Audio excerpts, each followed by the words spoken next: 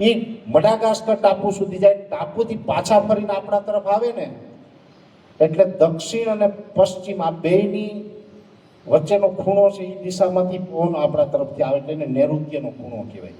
એટલે એ પવનો આવે ને એટલે એ પછી ચોમાસું એ આપણે પહોંચે ને એટલે જ આપણે એને નૈઋત્યનું ચોમાસું કહીએ, કેમ કે ત્યાં થઈને આવે.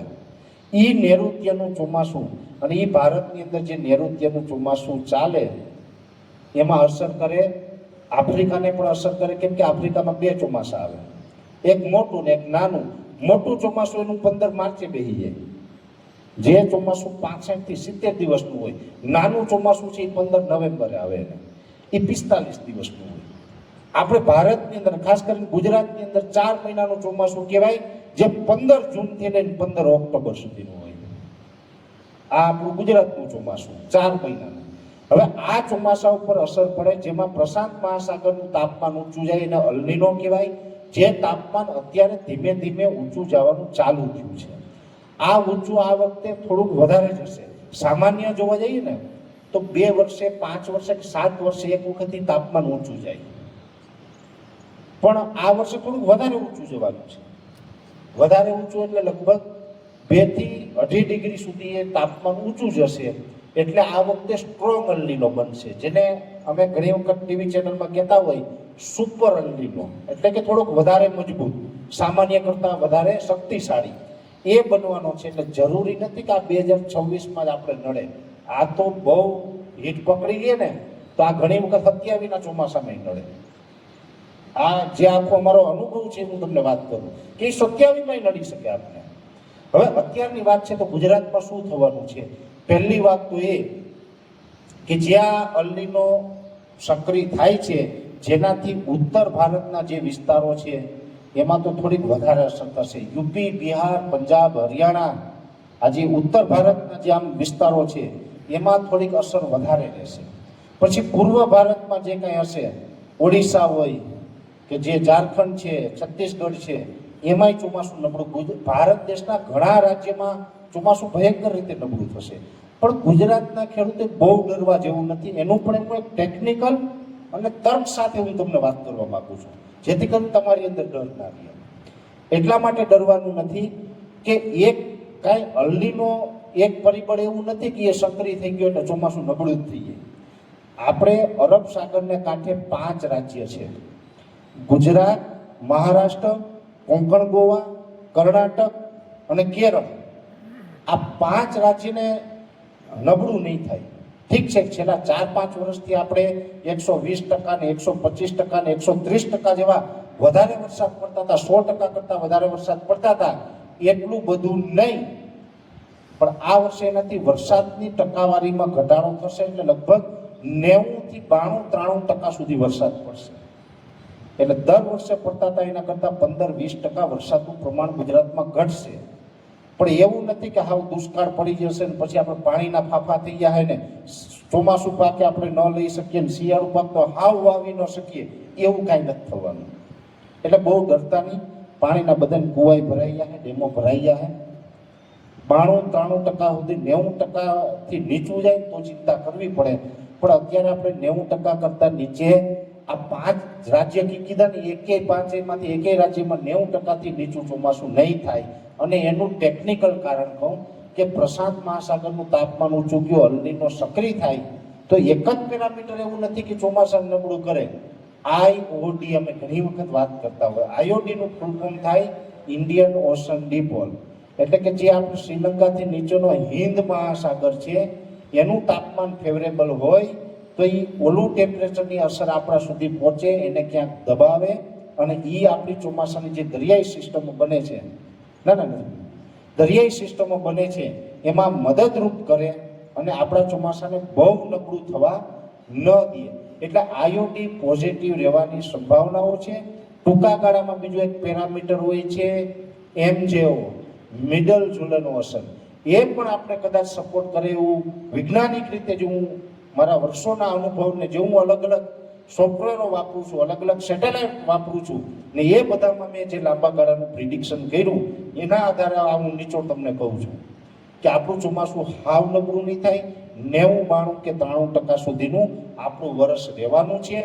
અત્યારે આ જે ઝાપટા પડે છે આમ ભલે પ્રી મોન્સૂન એક્ટિવિટી કહે, પણ મારી દ્રષ્ટિએ આમ તો ચોમાસું ક્યાં પહોંચ્યું અને ક્યાં સુધી એ કઈ તારીખે પહોંચશે આની સંપૂર્ણ જાહેરાત કરવાનો મને કે મારા જેવા પ્રાઇવેટ કોઈ લોકો પાસે અધિકાર નથી.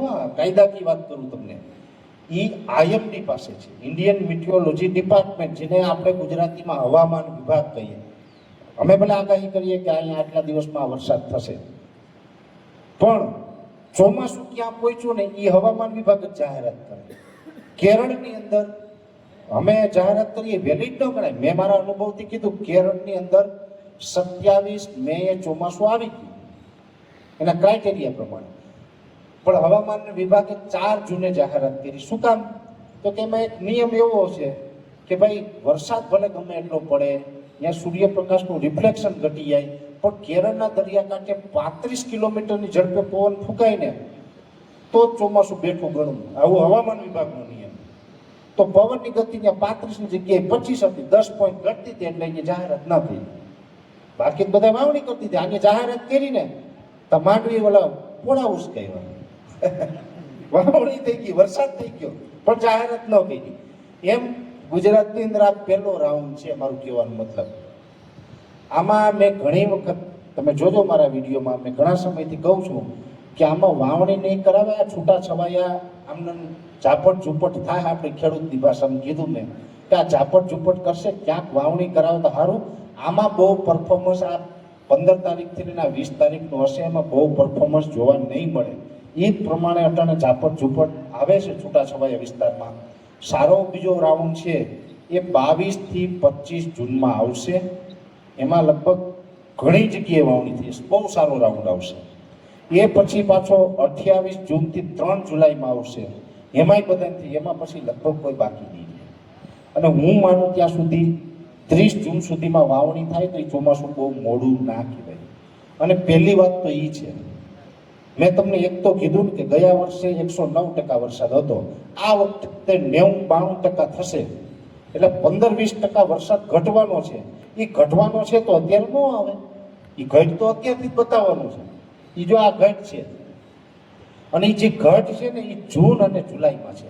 આ તમે જૂનમાં વાવેતર કરી દેવો, જુલાઈમાં રેગ્યુલર વરસાદ થતા રહેશે, પણ તમને એમ થાય કુવા નો ભરાણા, ડેમું નો ભરાણા, વરણ નબળું રહી ગયું. આ 15 ઓગસ્ટ સુધી તમને ચિંતા કરાવશે.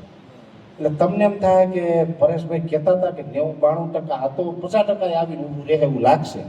પણ 15 જૂન પછીનું જે સેશન હશે એમાંથી જે વરસાદની શરૂઆત થશે એ 15 ઓગસ્ટ પછીથી, 15 ઓગસ્ટ પછીનું સેશન અને એમાં સપ્ટેમ્બર ને આ બધું મળીને જે વરસાદનું પરફોર્મન્સ બતાવશે ને એ આખા વર્ષનું ચિત્ર બદલી નાખશે.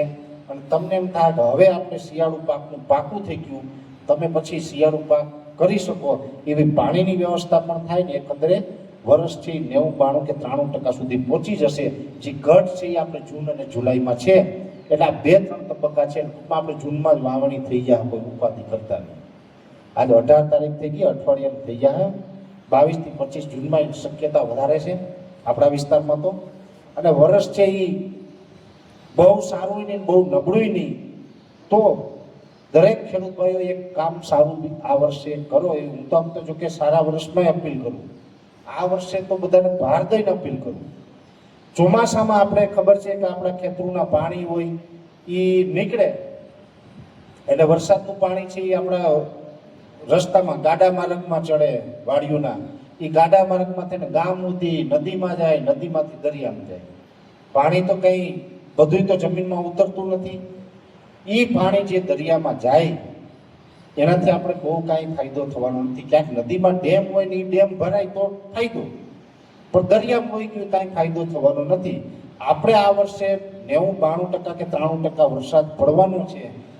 ગયા વર્ષ જેવો નથી કે છેલ્લા 5 વર્ષથી જે સતત પડે એવા નથી પડવાના. એટલે આપણી જમીનના તળને ઊંચા લઈ આવવા માટે બધા જ ખેડૂતને મારે ભાર દઈને વિનંતી છે કે આપણે જમીનનું, ખેતરનું પાણી છે ને એ ખેતરમાં જ હમાવી દો. એ કૂવામાં કે બોરમાં એ આપણે ઉતારી દેવાનું. જમીન રિચાર્જ બધાય કરજો. ખબર ને, સમજાઈ ગયું? જમીન રિચાર્જ એટલે આપણા ને આમ તો નિયમ એવો જ છે, ખેતરનું ખેતરમાં જ હમાવી દેવાનું.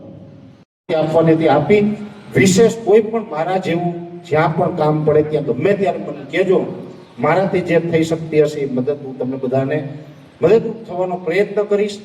અને હું જે કાંઈ અત્યાર સુધી જે બોલ્યો આ તે હું કોઈ રેગ્યુલર વક્તા નથી, હું કોઈ ભાષણ આપવાવાળો માણસ નથી. જે કંઈ મને થોડું ઘણું આવ્યું એ બોલ્યો, ક્યાંય મારી ભૂલ થઈ હોય તો આ બધા ખેડૂત મિત્રોને જગતના તાતની હું ક્ષમા ચાહું છું. વંદે માતરમ. ભારત માતા કી જય.